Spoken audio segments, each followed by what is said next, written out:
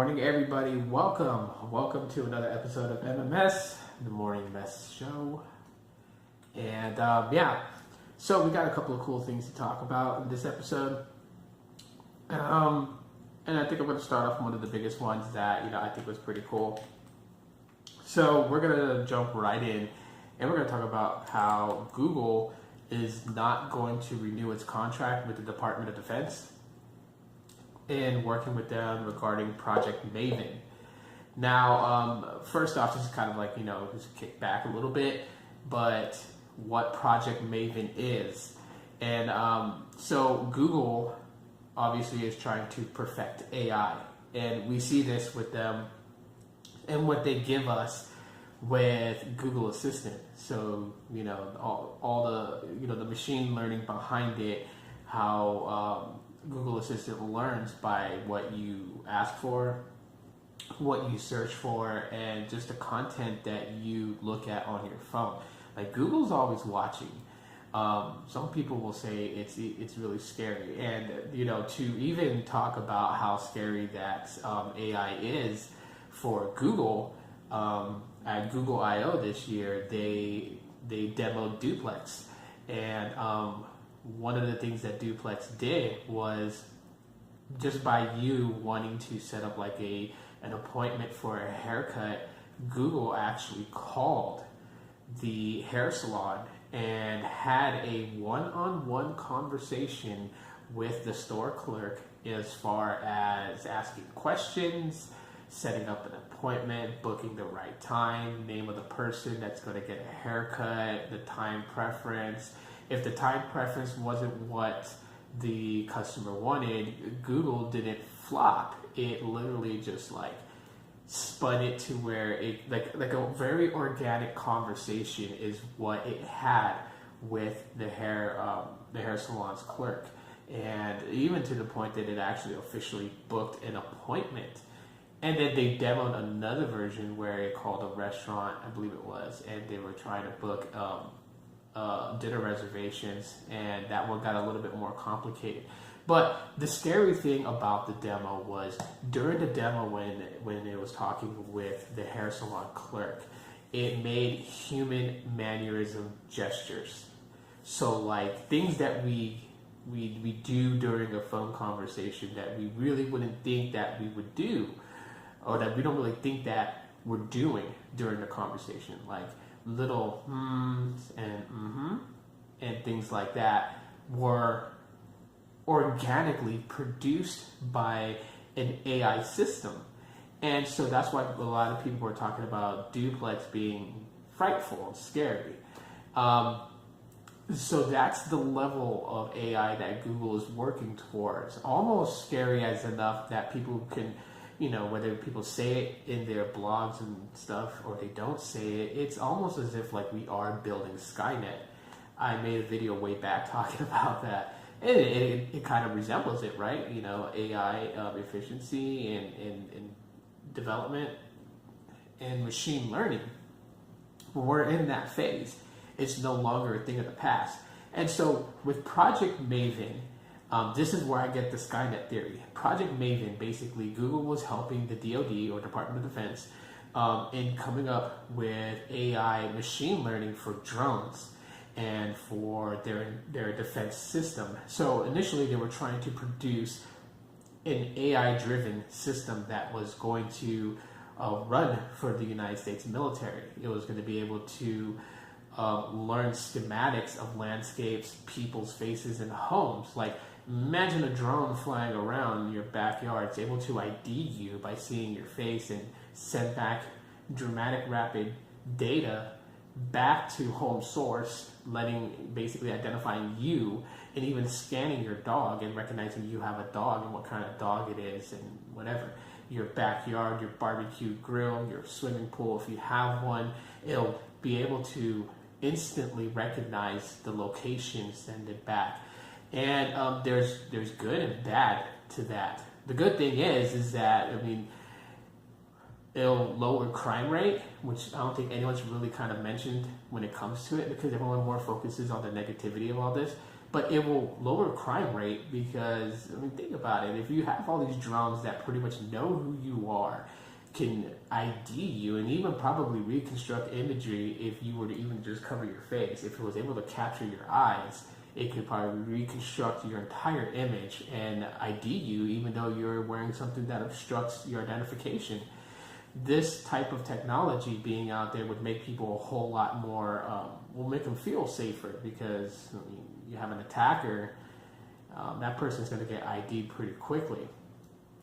So with that, I mean, that's something that this world needs. That's what we crave in this world. We need a world that's safe. There's too many bad things happening, too many, heinous crimes committed, too many people dying, and that's not what I would want my children being brought up in this time. So yes, I am fearful for the way that the world works today, and I'm very mindful of the places that I go, which I hate because I never grew up that way. And when I was a child, I never had to worry about those kind of things. So my kids do, and I as a parent have to worry about those things for my kids. So it's a very scary moment and a very frightful time to live in this country. It really is. And I'm not trying to downplay, so let's not go political, but I'm just saying.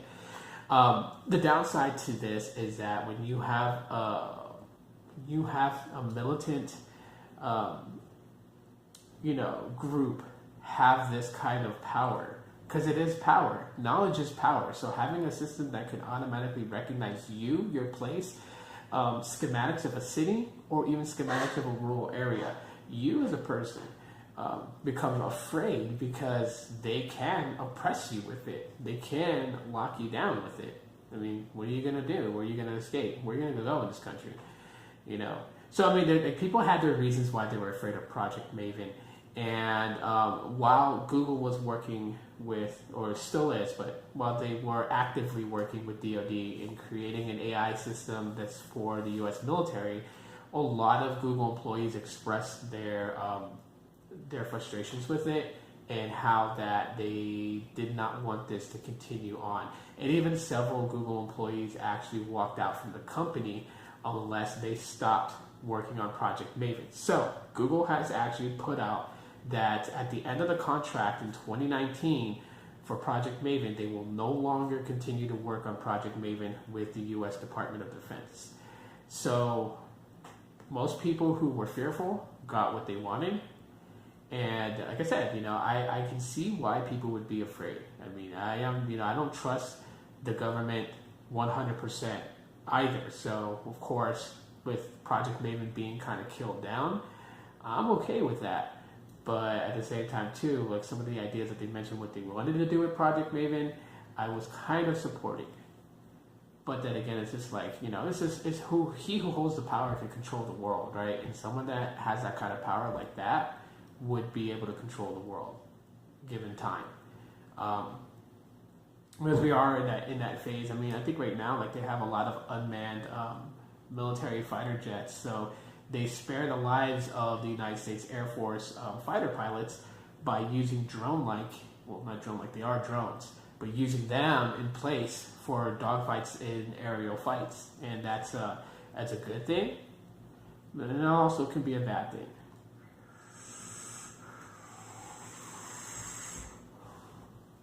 So, I mean, with that being mentioned, for those people who've been following Google and all its works, we now know that Google will probably no longer be working on Project Maven. It has so many projects. Project Maven, they won't be working with it anymore. Or that's what their statement says. I mean, people have speculated that maybe in front view of everybody, we won't see Google working on Project Maven with Department of Defense, but maybe behind the scenes, because the government has ways of hiding things, and they can continue to develop this AI system, or maybe at this point Google has given them enough of what they need with their own analysis, their own engineers, to go ahead and create this AI system and put it into play. We don't know. I mean, Google is pulling out of it, and that's what people wanted, but we don't know exactly how far they've gotten with the AI system that's being used for the U.S. government. And then even on top of that, AI has gone so far right now, as we see with Google Duplex, that the DoD may have what it needs to construct and build this thing. And if it does, how many guys actually think that they're going to do something completely crazy with it, such as, dominate and oppress its people? Because they can.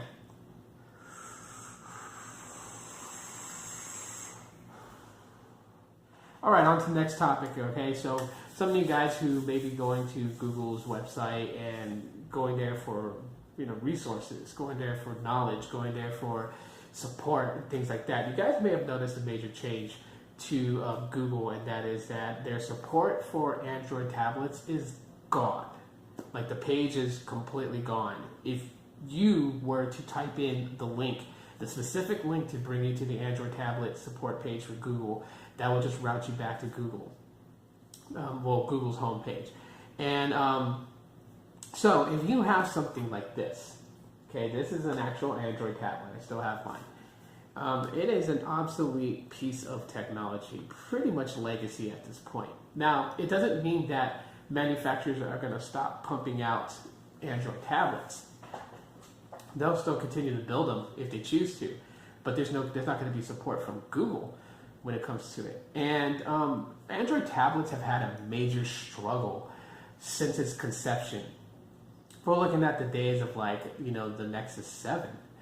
And that was like the tablet you wanted to get. And you have like 1,000,001 different types of tablets out there, whether it's tablets, from Motorola, like the Zyboard, or like the LG G Tab, the Samsung Galaxy Tab, and then you have a lot of just under the table type tablets like Digiland and Nextbook.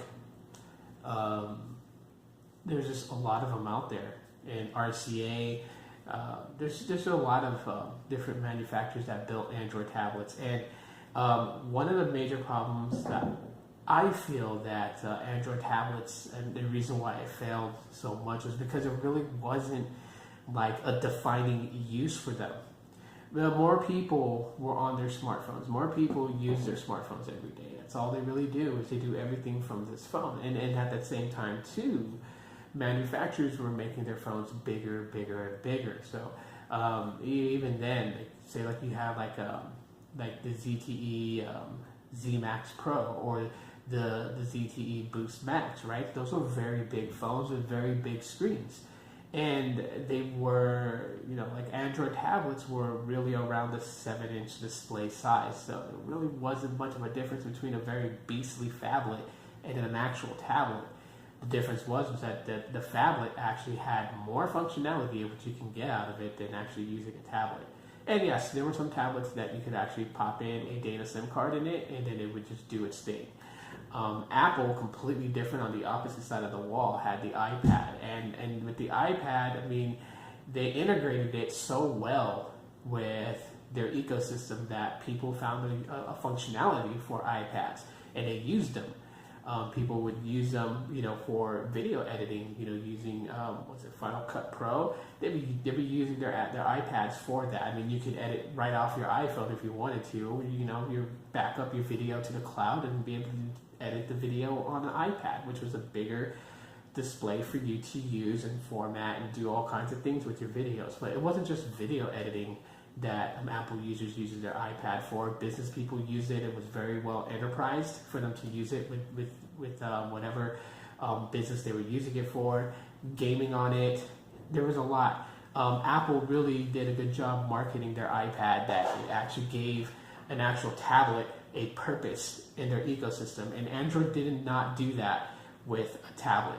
They kind of did it here and there, like with the Nexus 7. They had to put it out for all the users, and it was going to get Android updates the same as Nexus phones. And so, that was probably the most that we got out of those tablets, was like, yeah, it was going to get the latest version of Android because it is a Nexus line. They never really had a lot, and that's also too because the infancy days of Android, there wasn't a lot that could be matched and rivaled to an iPhone until, a few years back, where Android started to get a bit polished and started to have a clear direction. And then it was already too late for tablets. Tablets was already dying at that point. So with that, Android tablets never really found a legitimate, solid purpose of its existence. And I think the most that people did with Android tablets was they gave it to the young ones, like, oh yeah, I don't want my 5-year-old having a smartphone, but this cheap tablet I bought from Best Buy, yeah, they can go ahead and play all the same games that you can download on my phone. So here you go, boop, right in their hands, and you see little kids like this all day long, watching YouTube Kids or playing a game. So it was like, yeah. And then of course, like if you went into more, I don't want to say hardcore games, but if you went more into like games that had you out and about, if your tablet did not support a data SIM card, well, you can always turn on hotspot on your phone and your child can play Pokemon Go from the tablet along with you. And just boom, there you go. You have an established data connection, and they can play the games off the tablet outside of home, off Wi-Fi, and they didn't have to touch your phone. So, I mean, no one really found a really good purpose for tablets, other than the fact that they ran Android and they were on a bigger display. Like my tablet, this is the Digiland. This is, I think, a 10.1-inch display, so it's a very, very big display. Dual speakers on the back of it, but these speakers are very low. They're not very loud at all. And that was probably one of the other things that people got so frustrated with Android tablets was just the way that they were built and the things that they were used. It was like, you had something like this. Like if I look at this tablet, I'm going to be expecting some pretty good performance out of it, right? Just because it just kind of screams like it has some good sort of performance to it. But with, I don't know what that loud noise was. That was a very loud bang. But anyhow, with the tablets, you would expect more out of them. And then this thing runs pretty cheap, right? Cameras, I wouldn't even really say they're worth anything to do indoor. And it has a front-facing camera. And you would think, like, okay, maybe video calling you could use this for, like a smart display. But it doesn't work that way with this. This is, it's like the manufacturers just put something very, very cheap together, threw Android on top of it, and expected it to just sell. And it's like, okay, if you don't put enough in your hardware for it to run the software so it created a good experience, then what are you betting on? You're betting on nothing, and you're ruining the experience. And because of that very reason, that they didn't have a definite purpose for Android tablets, they didn't find something to have it latch onto for consumers to have a need or reason to buy a tablet, other than putting it in the hands of a 5-year-old to have them not mess with their own smartphones. I mean, literally, Android tablets just didn't have a lot given to it. It didn't have a fighting chance. And so now Google pulled the plug on it, and they are, there's no support for it anymore. So with Android tablets, just let me know in the comment section, do you guys still have an Android tablet, and do you guys use it? I still use my tablet, but I use it for an e-reader. That's really all I use it for now, because I have bad eyesight. So if I want to read comic books, if I want to read, Android Advisor, the magazine that I subscribe to, it's on this. It's big enough for me. It is like a book, and so I can read off of it. That's one of the things that I use it for, and only use it for. Video calling or any of that stuff, the cameras are just not good on it to perform that way. Okay, so we have that. And then the last thing I want to talk about is Dragonic Warfare's video regarding Face Unlock and for Motorola devices. And he did a very good demo on it, and you guys can check out his video. I'm not going to be doing a demo about it, but I'm going to tell you guys that that feature is available in, it should be available in the E5 Play, because it's available on the E4 Plus and on the Moto E4, and it's available on my Moto X4. So this is something that's, not just a G6 Play exclusive. It's not something that was newly put into Motorola devices. It's been there. You guys can do that. Just watch his video on how he set it up, where they're going to set it up, and it's the same way on the E4 Plus, and it's the same way on the E4, and assuming the E5 Play. One of you guys who owns the E5 Play, confirm that. Check it out. Go to Smart Lock, set up Face Unlock, and it's actually pretty cool. And it's it's a two-stepper type thing, because once you get it set up, you have to hit the power button on your phone to wake the screen, and then you're going to see the little icon bubble at the bottom that's going to show an image of like a human's upper body. And when you see that switch to a padlock icon with a cross line across it, basically saying it's unlocked, you just swipe and it's open. So yeah, so it's a two-step type of thing. It's nothing like Face ID. So some people that think that Motorola has Face Unlock, is it like Face ID? It's nothing like Face ID. Okay, it's not like Face ID at all. It is just facial unlock, and it works and performs very well. I've taken a photo of mine and tried to trip it, and it didn't unlock for the photo. So that's a good thing, because I don't want anyone taking a photo and then putting the camera in front of it to unlocking it. I may keep trying, maybe get like a better, like real high def photo of myself, and then put the phone in front of it and see if it will recognize my face and unlock for that. And then if it does, I will make a video separately showing you guys, can the face unlock for Moto devices be tricked? But for the best part, it's not like Face ID, so people need to stop thinking that it needs to be like Face ID. Face ID and facial recognition unlock on Android devices are two different things.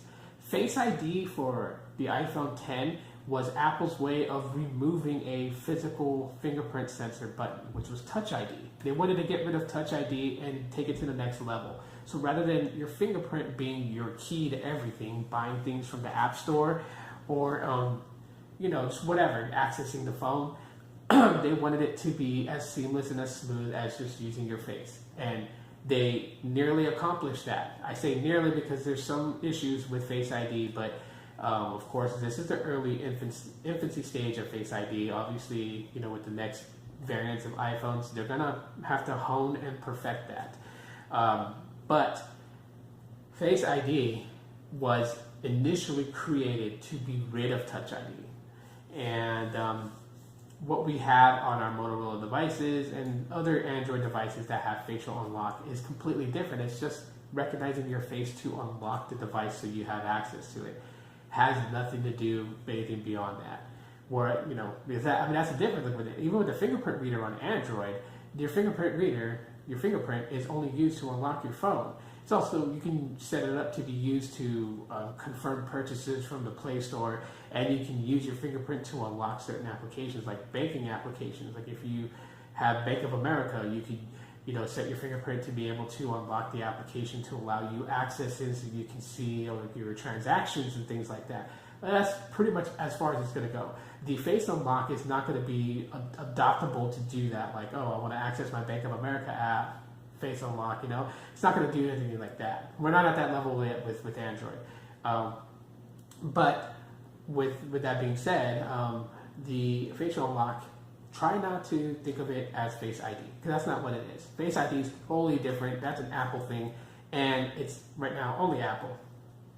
I know that Samsung loves to rival Apple and everything that they do by bringing something very similar to its Galaxy S series, and so I don't know if the Galaxy S series has something similar exactly like that or whatever, built into Bixby or anything like that. But I can say that Face ID, that's Apple.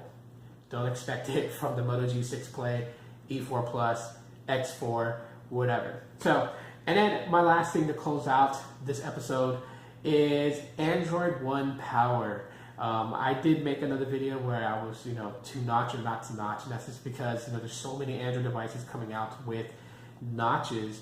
But I think maybe the title of that video wasn't where I was trying to go with it, because notches don't bother me. It's not like a major thing that really bothers me at all whatsoever. But what does bother me is when they try to purposely make a phone look exactly like an Apple phone. And it's not that it's because it's a rivalry between Android and iOS. It has nothing to do with that. It's just, Apple, that's their design, with what they did with the iPhone X. I mean, they put it out there. I don't care what LG says with their press release about they came out with the notch thing first or whatever. No.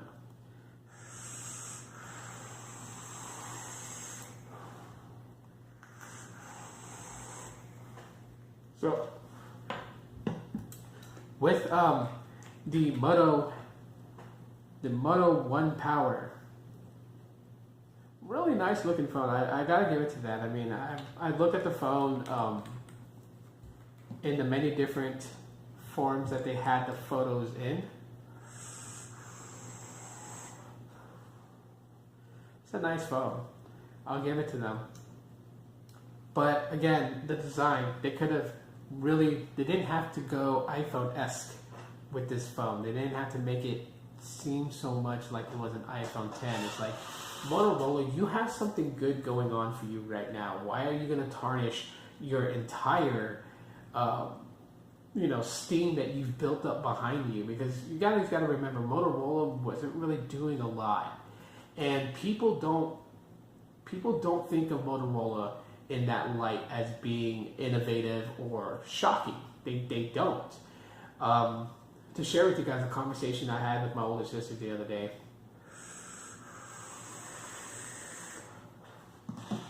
I hope she doesn't mind, but so I was talking to my sister about Android smartphones and things like that, because I was also talking to her about net neutrality. Like, one of the things that I do is I try to keep my family members up to speed of things that I know that's going to actually affect their day-to-day life, and this was one of those things. So with that, I was talking to her about net neutrality, and then I was talking to her about her phones that she currently has. She rocks T-Mobile. And so she still has a Galaxy Note 5. And she was telling me about, like, every time she goes to a store, like the store people, they always ask her, like, hey, you have a Galaxy Note 5. Would you like to upgrade to a Galaxy Note 8? Because, that's what store people do. I explained that to her.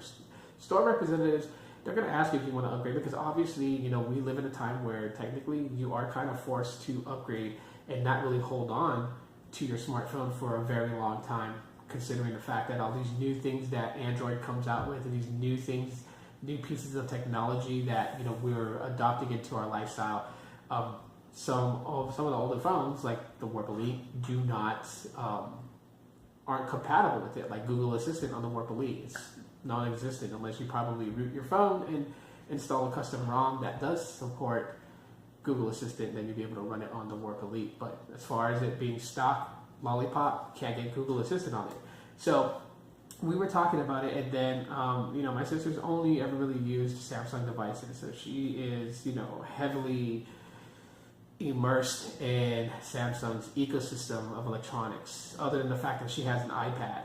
But so I was talking to her, because I was telling her, like, there are great Android devices that you could buy that you don't have to spend hundreds of dollars on, because she did not want to upgrade because she doesn't want to pay a lot of money for a phone. Like, she already is feeling the pinch of always consistently getting flagships and then having to spend hundreds of dollars on it. And I was telling her about the G6 Play, because she was like, I told her about Motorola. Like, you can go with Motorola, they're pretty good. She's like, oh, well, they don't have fingerprint reader. They don't have this. And she's not a techie like me, so she didn't know. So I told her about the G6 Play, showed her it had a fingerprint reader. I showed her that that it had a lot of modern things that flagship phones do kind of have, and then I told her the price. The price of this phone I paid for was $80, and she was just like drawn back from it, like, whoa, $80 for that? You get that, the design and everything, because it's not just all about specs and little things inside of it. It's looks too. People buy things with just vision. I mean, we eat with our eyes first before we actually taste food. So when people cook food, you want to make it look as good as possible, besides it being tasty, because if food looks like crap, no one's going to want to take a bite. Even if it could taste like $1 million, no one's going to take a bite if it looks like crap. And then we are that way with our smartphones. So she did not know that that Motorola had all these features. But the main point of it is that when she mentioned about Motorola, she said it was pretty basic. It was pretty basic. There wasn't a lot to it. And that's just because it was running stock Android. She's used to TouchWiz or Grace UI or whatever they're calling it, Samsung Experience, whatever. She's used to that. She's used to seeing something a little bit more different. And so, I mean, that's the thing that haunts Motorola devices, is that they're not very known for a lot of things. So recently, Motorola has been doing good in the last 2 years. I mean, with the E4 series, and then the G5 series, and then the X4. I mean, these devices they put out are really good. The X4, probably, one of my favorite phones I've ever owned. I really dig this phone. And I use it for vlogging. I use it for YouTube. I use it for everything that I possibly can. And so with Moto, they've done pretty good. And to come out with the Moto 1 Power and it to really look like an iPhone 10, to me just seems like a step backwards. Like, if you have steam built up beside you, please disregard my neighbors upstairs that walk like elephants. They walk with very heavy feet. But when you have steam behind what you're doing, when you're starting to get people back on your bandwagon to help roll your wagon down that hill faster, you don't want to do anything that just seems very controversial and very skeptical. And this is one of those things where it's going to be, because while diehard Moto fans are going to look at the Moto 1 Power and be like, whoa, that's a gorgeous looking phone. It's got a notch on the front. It has this, it has that. Other people are going to look at it and be like, what is Motorola trying to do? They're trying to be like the iPhone 10? And seriously, there's people that think that way. And that's why I think that's going to happen. I mean, Android 1 Power, I'm not going to take anything away from it. It may have very decent specs. It may run like a champion, and it may feel good in the hands and may be very ergonomic. And yeah, the design is kind of cool. But at the same time, too, while it's kind of cool, to contradict that, it looks like an iPhone 10. So that's where I think that Motorola, why? I mean, you could have seriously did something different with the camera. You could have kept the same camera ring. I mean, people today kind of like this style of the camera.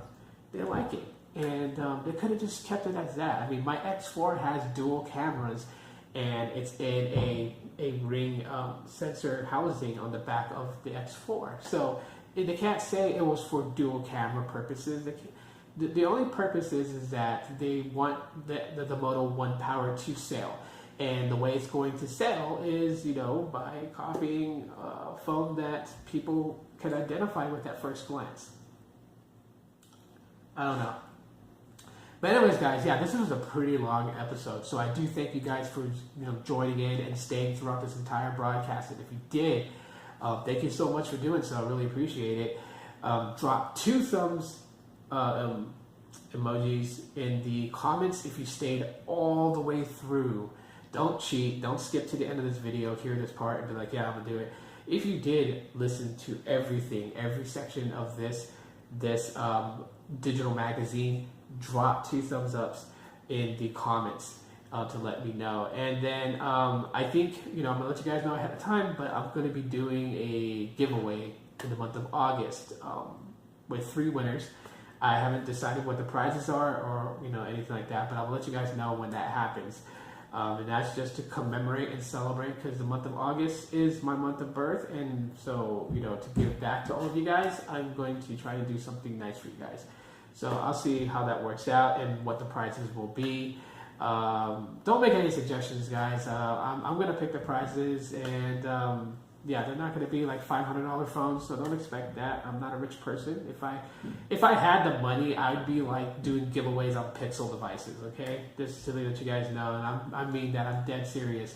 If I had a huge savings, if I hit the lottery, if I was a millionaire, I'd be doing giveaways every week, and they would be devices like Pixel devices and Galaxy S9s. I'd be doing all that, because one thing that, about me personally, to share with you guys on a side note, is that my way of making myself happy is making a random stranger happy. I am the type of person, and I don't know if my wife feels the same way, but she knows how I am. Like, when I have money, like tax returns, right? Adults, you guys know what I'm talking about, right? When you get your tax refund. I'll find a homeless person downtown Phoenix, and I'll hand him $50 to get a warm meal, probably get a change of clothes or something, even if I don't have a lot of money saved up. Maybe I just, I got paid, and maybe I have a couple $100 in my pocket. I'll still hand away money to someone I think that needs help, only because it makes me feel good to know that I can help somebody else, and that I took the time to help somebody else. And we don't have a lot of people in the world that do that. And I'm not saying anything bad about that. I'm just saying that we don't have a lot of people in the world to do that. And, so some people have to do it, and I want to do it. So believe me, when it comes to giveaways, if I had the money to give you guys some really awesome, really, cool, tech items, I would. I just don't. But I'll figure out what I come up with for August's giveaway, and I know it's going to become effective on August 1st. So we're right around the corner, which is why I'm telling you guys this. So you guys can be on the lookout for when I announce the giveaway and how to enter, and then we do the draw for the giveaway prize winners. But there will be three. There will be three winners in this contest. So be on the lookout for that. Pushing quite long on this video, so thanks so much for watching, everybody. My name is Tito, and I'll talk to you guys later. Bye.